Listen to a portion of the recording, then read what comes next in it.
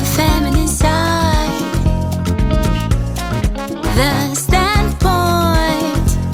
Still listen to the feminine side.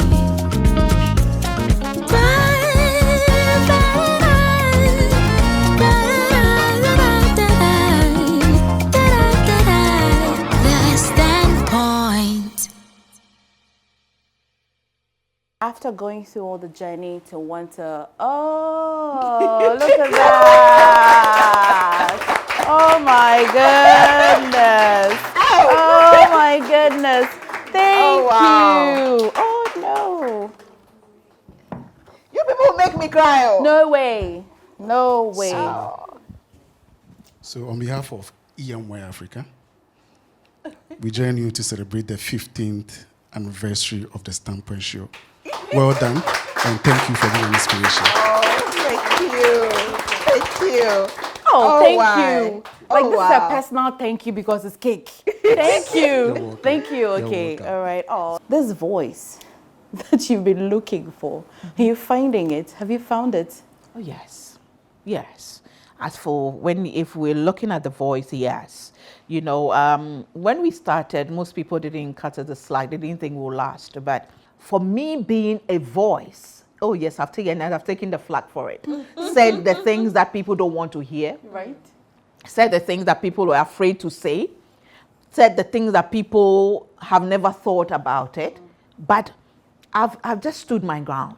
The standpoint. The standpoint.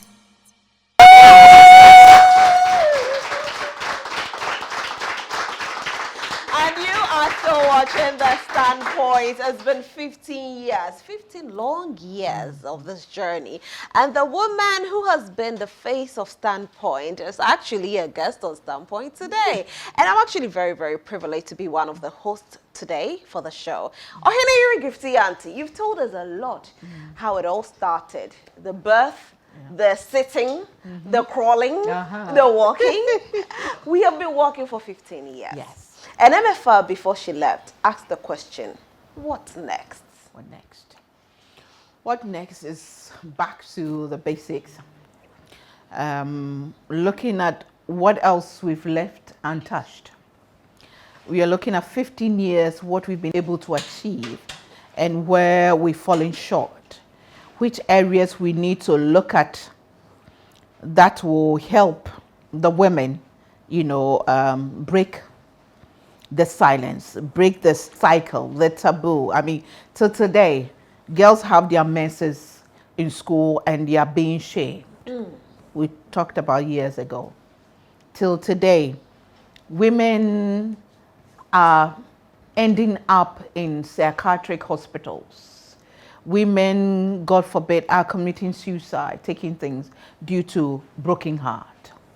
Till today, women are enduring abuse.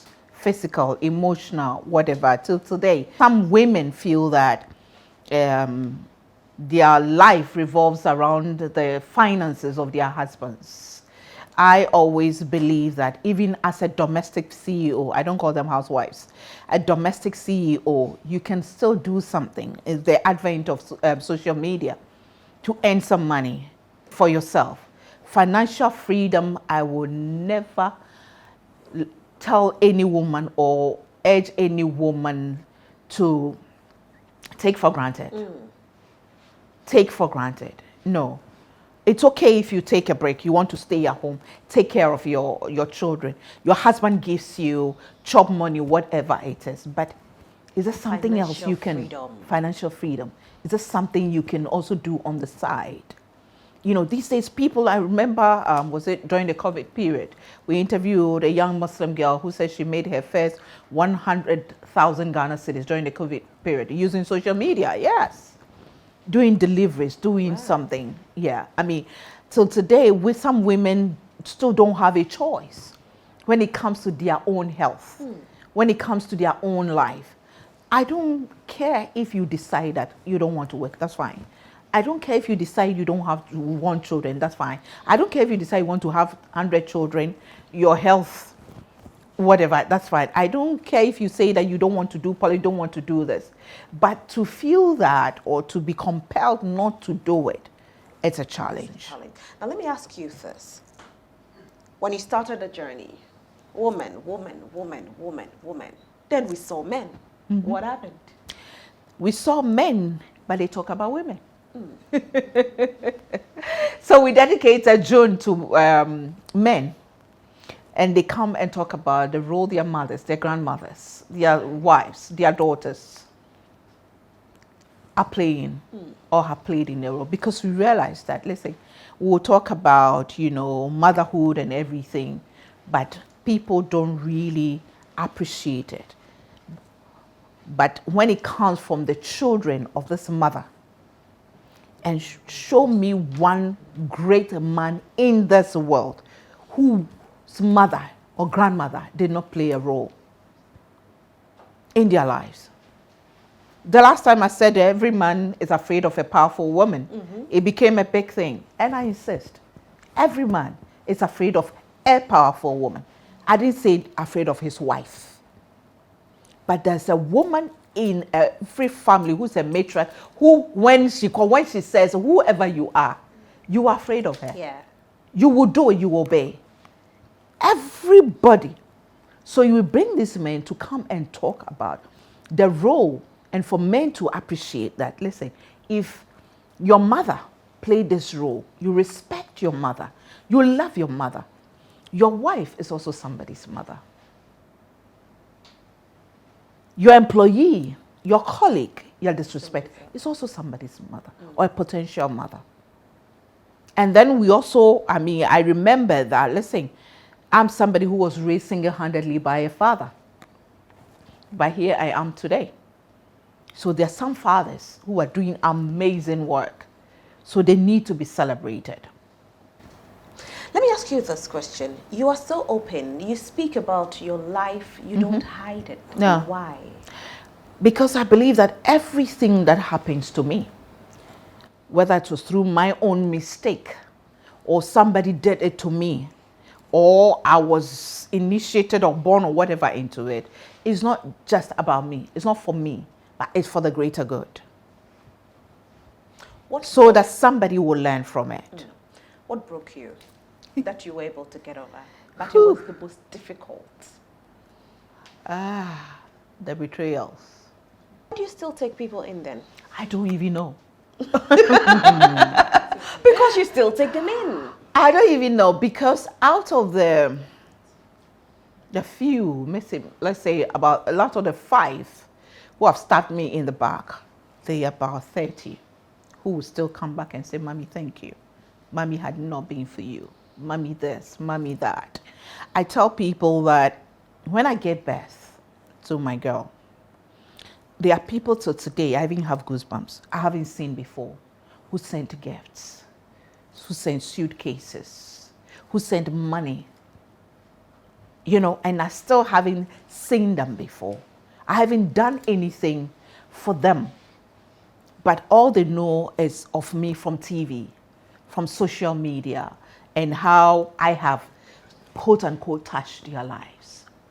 When you were acknowledging, we mentioned House of Food, Auntie Vera, for close to 10 years. This woman feeds my crew and I every single, she's a caterer. Wow.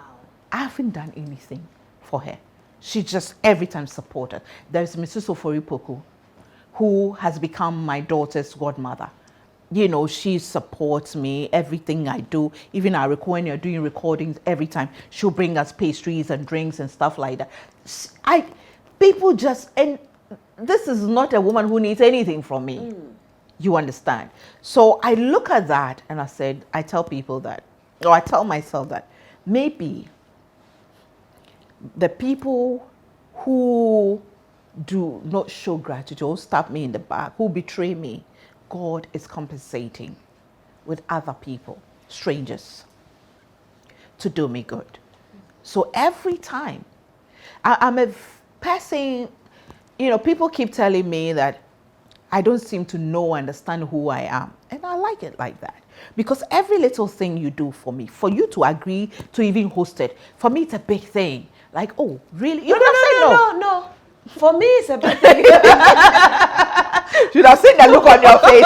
It's a big thing for me to be here. I don't know how many of you, I know you are wishing to be here too, right? One day. Yeah. So it's a dream come true for me. So it could be a dream for you. This is a dream for me. And it's come true. I told my husband, he said, wow, you? I said, yes, me. I don't book myself. So you have been a blessing to many, especially the young ones would look up to you. Somebody said, I sound like you. In fact, not just one person. A lot of people have said that. I've heard people say that. They said, they say, they call me Nana. What do I prime? Oh, you're called Nana. Yeah, I'm called Nana. Hold on. My name is Nana. Are you saying? Oh, I see. Yes. I'm Nana. Yeah. So they call me Nana.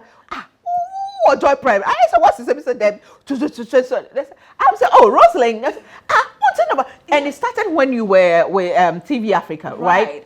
That's when they started, you know, saying that. So yes, I've heard that. I've heard some few. It's a privilege for me to be seated here. But you could have said no. No, you I know? can't say no. I can't say no. Do you know how many times I've prayed to God for this? I can't say no.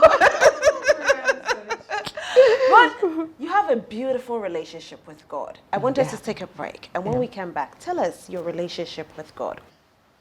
We don't want you to go anywhere, okay? We want to take a quick break. But before we take a break, we want to say a very, very big thank you to our sponsors for making this possible. Now, she did say earlier that it's been a struggle. But for those of you who have held her hand, we say a very big thank you to you. Pepsodent, a charcoal, herbal, and cavity campaign. Every smile matters. I'm smiling. Also, a very big thank you to Geisha. You know, our skin is looking beautiful because of Geisha. A big thank you to Verna Mineral Water. And says, Olasta. Hey! I've been wondering, what do they put inside? Because, I mean, it's like a lifesaver. Yeah. I save money. When I buy it, the whole family will use. It's just 2-3 months and we are using one Geisha. Hey. Olasta. And to Verna Mineral Water, thank you so much for quenching our thirst. I don't get thirsty, I don't get dehydrated when I get to the hospital. The doctor says, oh girl, you're so fine because you're drinking the Verna Mineral Water. A big thank you also.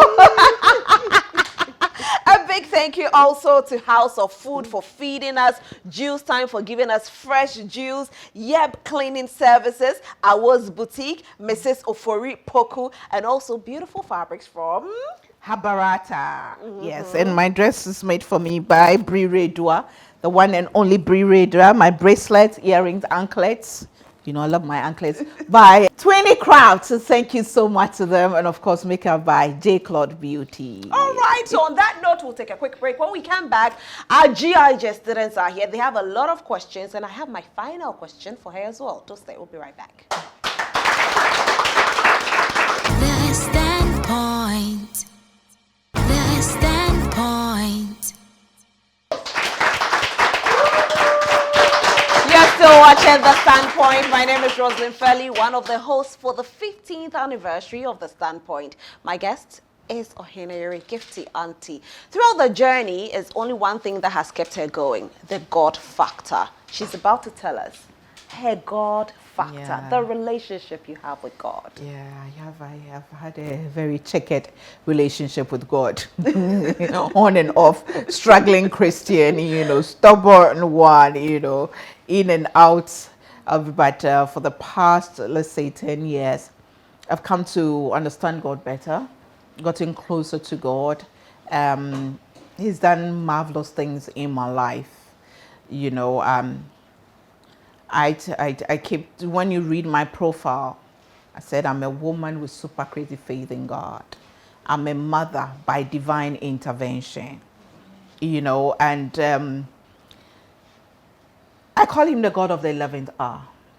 I shouldn't be here with all the struggles that this show shouldn't be on. You know, if I should tell you my story, I shouldn't be the one, you know, championing women's cause. But that is the more reason I champion it. Why? Because I feel that when you know better, you do better. Why shouldn't you be the one championing? Because I've had a lot of women fight you? Women challenges. More than men? And I still do. More than men? More than men, yeah. Is it envy? I don't know. I put it this way. When you know better, you do better. Sometimes people don't know any better. Sometimes people just don't understand. You know, I'm one person who till today will fight if you say that women are their own enemies. I refuse to accept it. I said the women who fight us, who fight women, because they don't know any better.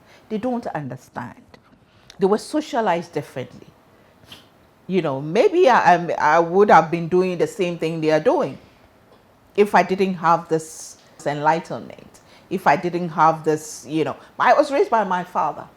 You know, when I got married, I went to Edumasa. I organized a lot of projects for them, skills training and all that. There was a time I took a band to Greenleaf. It's a group of young ladies and gentlemen who engage in voluntary activities. So went to Edumasa, they went to teach them how to do batita and dye, how to sew, how to do things, and then those in the artistic side, you know, got the children who are interested in drawing and painting. There was this little girl, she was 7 years then. She drew a picture of a princess, very colorful, scared, with a crown and a sun behind, you know. And that time, I don't know whether I'd given birth or not. I don't think I'd given birth, or my baby was very little. So they asked her to interpret what she's drawn. And she said, since Auntie Gifty came to Edumasa, she's made all of us princesses, and the sun is shining on Edumasa. Wow. The little, I was taken aback. You know, so it just dawned on me that, listen, if you know better, you do better. They had a debate that I wasn't there, and I was there. One day, they organized the junior secondary. They do organize debates the Friday before their, they call it Advocacy. And they had a debate one day, and it was when you have educated parents, you know, like your children are bound to also be educated and everything. And one side said, used me as an example, said like, I didn't have an educated mother, but because I'm educated, I'm making sure that the children in Edumasa are getting educated. And so I'm giving them the library, I'm giving them the books, I'm bringing people in there too. And it just tells you that children are watching. Yeah. People are watching. And you are inspiring them. And you are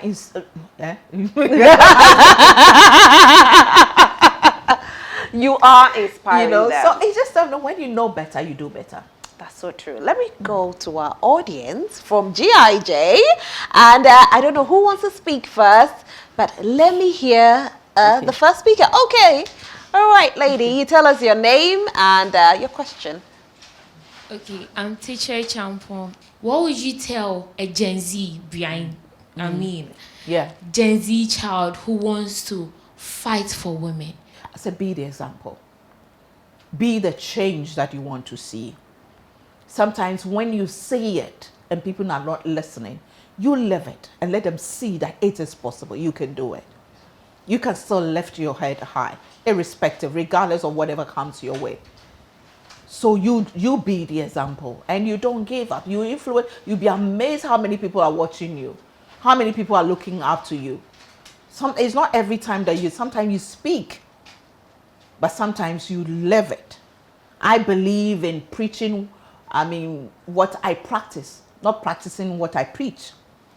Yeah. All right, our next.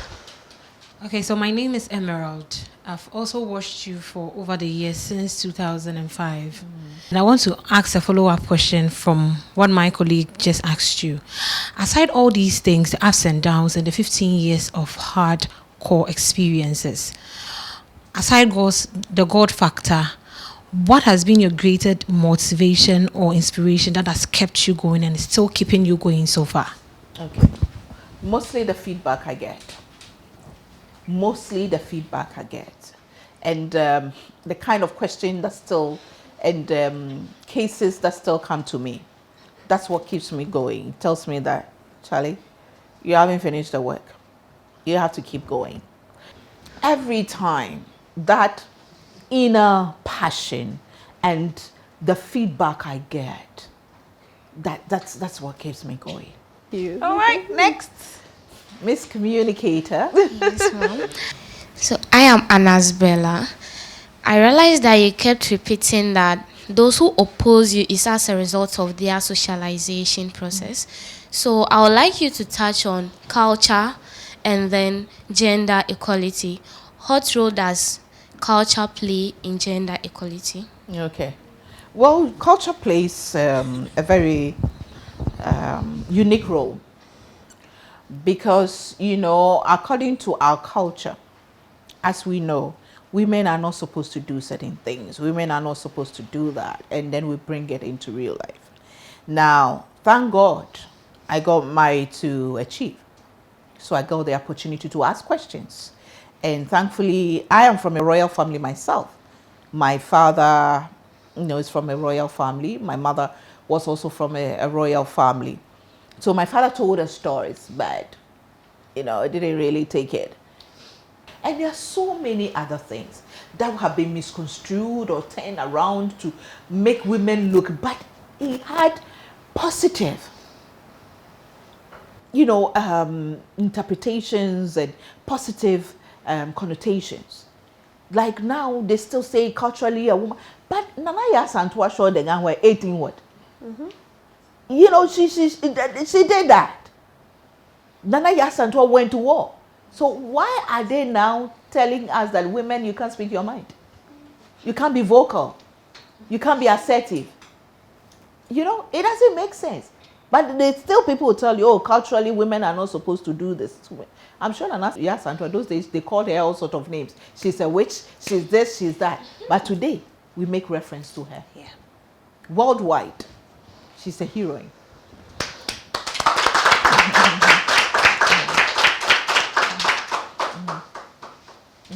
If you understand. Hey, Friday boy.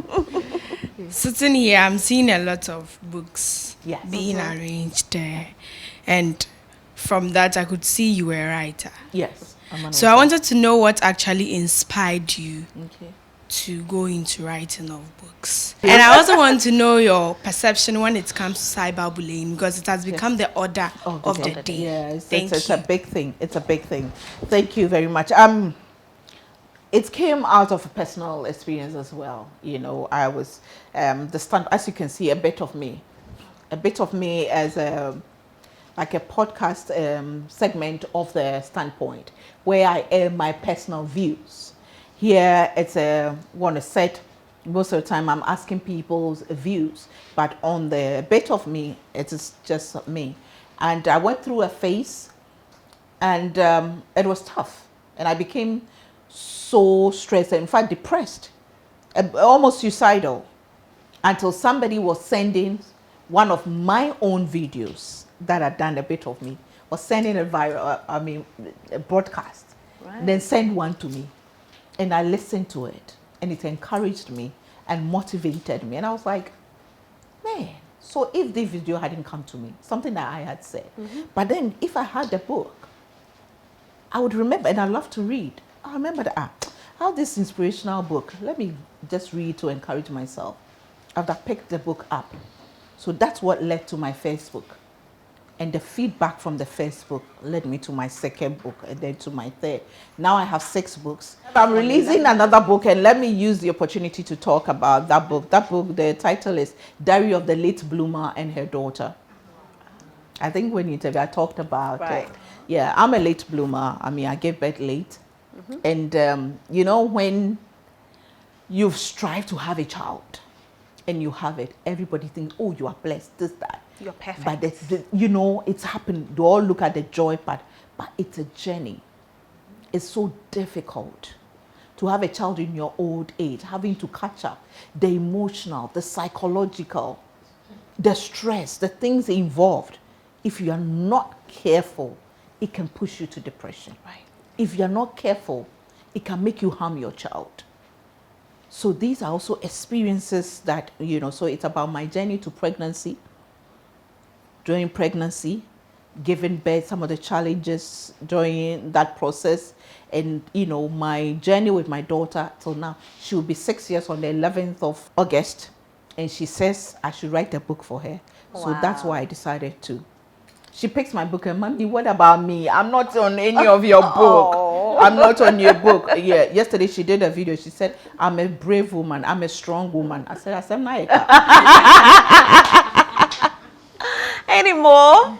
Okay, my name is Ainawal Al Hassan Adam, and my question to you is, when you started this standpoint, you weren't a mother and a wife then, but now you are. How is the responsibility of motherhood and then being a wife affecting the show? And secondly, you were at GBC before you started this on your own. How were you managing working at GBC and then running this show as well? Okay, all right. Thank you. It's tough, being a wife and mother and then having the show. But thankfully, because it is pre-recorded, so once every month, I record the program. So I really schedule my time well. I make sure it doesn't conflict with other duties. But it's all about strategizing, prioritizing, and making sure that, I always say that when you see me succeeding at one place and it's in the book, you can't have it all together at the same time. One step at a time. And then what I was doing was I was at GBC. We used to have 1 weekend of every 6 weeks. So again, I was pre-recording the same. So the show has always been pre-recorded. It's never been live. So on my off weekend, that's when I will go to the African Region Hotel, and then we go. And then when we came here, I'll come here and record. So that's how I've been managing it. I used to manage it. Now I have my own studio. So My name is Abna Prempe. I've been following you for quite some years now. I get comments like, you follow Gifty Auntie, and so you wouldn't get married. So it was a good news when you got married. I was like, what would be the message out there now that feminists now get married? So the question is it that you decided to be the voice for the voiceless, or your confidence, or some of the things that you said online affected your marriage or your marital life? I decided to be a voice because I'm somebody who gets always been very protective of people around me, people I care about. And I've also always been happy to see women succeed. And it hurts me and makes me angry when I see women not being treated right. And marrying was a choice for me. I could have married a long time, but I knew what I wanted. Some of the things I was hoping to avoid, I didn't avoid them anyway, because I've learned that marriage, the hassle you go pass through. Whether you marry early or it's a process, you pass through it. There will be stages in marriage, But for me, at least, I married at a stage where I had my brand established. When I was confident enough that I can be a mother, that I can be a wife. Even that one, I don't think I'm doing 100%, but at least I'm trying. I know that I do this because I want to do it, not because I am being forced to do it. I don't talk much about my marriage or my husband on this show, but if there's one thing I would say that for me, I'm happy about in my marriage is that there's no stumbling block in what I want to do. My husband doesn't tell me, you can't talk about this, you can't say this, or why did you go? Of course, sometimes I'm sure he's not comfortable with some of the things I say, but there's nothing like, why did you go and say that, and it becomes a fight in home? No, it doesn't. Never. I say it to the glory of God. As God is mine, never has he not. And yes, I know sometimes he's not happy with it. From the actions but it doesn't become of the many problems that we have as a couple, that what I do is not part of it. So at least I'm able to be myself But of course, I have conscience. Sometimes too, I'm doing it like, okay, this time they are going to hustle this man. Have you read my book, When Strong Women Cry? I wrote about, I'm writing about marrying a chief needs a different kind of anointing. You need to read a book, some of the things that I've been through being married to a chief. So when I see people, I also want to be on Hene. Thank you. Good luck. Good luck. Good luck. Good luck. My name is Josephine, and my question is, does women need any requirements to become a feminist, to advocate for women or to advocate for women empowerment? Because I, for one, I'm a very shy person. I'm very antisociable, but then I resonate with a lot of things that has to do with women empowerment. So do I need to be social? Do I need to be quote and unquote loud before? Sweetheart, you don't need to be you. You just need to be you. Quiet, shy, but assertive, strong in your mind, confident that you do whatever you want to do, you want to achieve. That is enough to empower one woman. Like, look at woman who watching you. This one, me too. I don't like talking about Charlie, but me too. I can achieve. Or I can become the journalist I want to be. I can become the punker. I can become the lawyer that I want to be and advocate for all this. You don't need any requirement. All you need is to believe that women have a right. We have Muslims who are feminists. We have Christians who are feminists. We have traditionalists who are feminists. We have atheists who are feminists. We have Buddhists who are feminists. It doesn't require anything. All you need, what is required is your heart, what you believe in, your passion, your love. True. So it doesn't, all you need is that heart and desire and passion. That's all. At least that's what I believe. Yeah. Like she just said, you don't have to be any different to be a feminist. You know, she's explained what the dictionary You has can said. even decide not to use the title or the term. And just feminist advocate for women. Just be That's a it. women's rights advocate. It's fine. And that's it. That's it. It's fine. 15 years down, more to go. I don't know how many years more. It could be 20, it could be 30, it could be 40, it could be 60 more years. And she'll be what? 100 and what? I know, right? I'm 53 now, so 113. Hey, Nyamutre. Shaking. But her name is Oheneyure Gifty Auntie. The final question that everybody wants to know is how she got that name, the standpoint. You know, right from beginning, it was supposed to be, and it is supposed to be a voice for women. So the view of women. And I was watching this program in America years ago. I called The View. It's still on American TV. View is still has a panel of women. They talk about issues and invite guests and all that. And I didn't want to use The View, so I thought the other synonym for view is standpoint. So I say the standpoint, the view of women, their opinion of women, their standpoint of women. Yes. The standpoint of women. Oheneyure Gifty Auntie, we celebrate you today. Thank you. You have inspired many of us. I'm looking at the students from GIJ and they are saying they've been watching you on TV for God knows how long. Forever, for years. And so we say thank you. We say, Thank you Aiko, may God keep giving you the strength that He's given to you to be able to withstand all the negatives. But may your positives increase. May the grace on your life increase as well. Amen. May He bless you with long life, Amen. good health, prosperity. Amen. May you keep impacting the generation that is coming. Some of us will keep on being with you, and Amen. others will also join. May He fill your cup. May it Amen. overflow. Amen. May you get more sponsors. Amen. Twice what you have. Because Amen. what you are doing for people is more than you can ever imagine. May God bless you, Oheneyure Gifty Auntie. Amen and amen and amen. Your final words before you go. Well, I'd like to tell women that it is possible. Whatever you dream, whatever you perceive, you can achieve.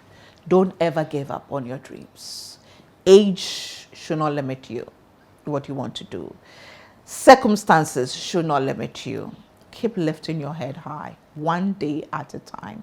Life is a journey, but not a race. And even if it's a race, please run it at your own pace. Somebody raised the issue of cyberbullying. This time, it's terrible. I said when we were coming up, I mean, maybe I mean, I don't say this in a very good note, but I may be the most vilified or longest serving vilified female journalist in this country. They started cartooning me in newspapers and talking about me and the accusations and the rumors and the insults. I've suffered it all. My first day of coming on TV, the following day a magazine came out and described me as beautiful enough for the set but not intelligent enough. So the ease of mind, it started from 1997 when it comes to journalism. But I'm still here. I haven't given up. It's taking the grace of God, but also a resolve that I won't let anybody take away from me what God has given me. Yes, I will cry. Yes, I'll be disappointed. Yes, I'll be broken. Yes, I'll be betrayed. But so long as God gives me life, I will keep going. So I urge you never to give up. Never. No matter what is thrown at you, don't give up. And her words are, don't give up, no matter what is thrown at you. You've been watching The Standpoint. 15 years it is. So many more years to go. God will definitely give us the strength. I've been honored to be one of the presenters today, and I say a big thank you for giving me this opportunity. Thank you. My name is Rosalind Felly, and of course, when you hear my voice, you know that you've been listening to that voice for 15 years. Very similar voices. I haven't been on TV for that long, but our voices are definitely similar. Right. Thank you so much for sticking and staying with us throughout the show. Make sure you share the word, share the good news. The Standpoint is 15 years, and those who haven't watched it should tune in. Thank you, GIJ, for being here. Thank you so much. Let's give you a standing ovation.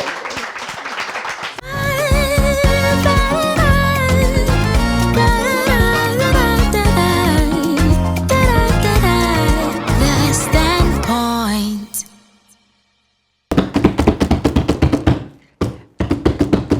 Yes, 15 years. How has it been? It's been a journey. How have I been able to keep this program going for the past 15 years? Keeping it relevant, keeping it interesting, keeping it, well, I don't know. I don't know. I say that God has been merciful. God has been good because it hasn't been easy. It's been tough. You know, I know everybody says it's been tough and it's become like a cliche, but it has really been tough. Name it, I mean, I've been through it all. But the greatest joy and pride, I say it with all humility, is that I'm still here. We are still here. The Standpoint is still here. People still know the program. People are still willing to come to the program. And people are still willing to watch the program. That's what matters most. Let me share one secret with you. I heard this story somewhere. It was told about a farmer who had a camel. Now the camel fell into a well, a dry well at the farm. They tried everything they can to bring the camel out. The camel was not coming out. They called neighbors. They weren't able to reach deep to get the camel. Nothing was working. So they decided to bury the camel alive. So everybody, the whole community, they fed sand and poured it into the well. They fed sand. And to their amazement, they saw the camel pop its head out of the well. What a miracle! You know what the camel was doing? Anytime they threw the dirt, it shook it off and climbed on the dirt. They fetched the dirt, pour it in, shake it off. And the more they poured the sand, the more it came up. What is being thrown at you? Because of your dream, because of your vision. What are people saying? Do you believe in it enough? Are you willing to survive? Are you willing to fight for what you believe in? Are you willing to make the sacrifices for what you believe in? Shake it off. shake it off, and very soon you'll pop your head out and you will hold your head high. I'm a woman with super crazy faith in God, but I know God has given us wisdom. God has given us wisdom. May we all apply that wisdom when it matters most. Remember, there's a difference between knowledge and wisdom. Knowledge is knowing it. Wisdom is applying it the right way. Thanks for watching. See you same time next week, and it will be 15 years plus 1 week. Mwah.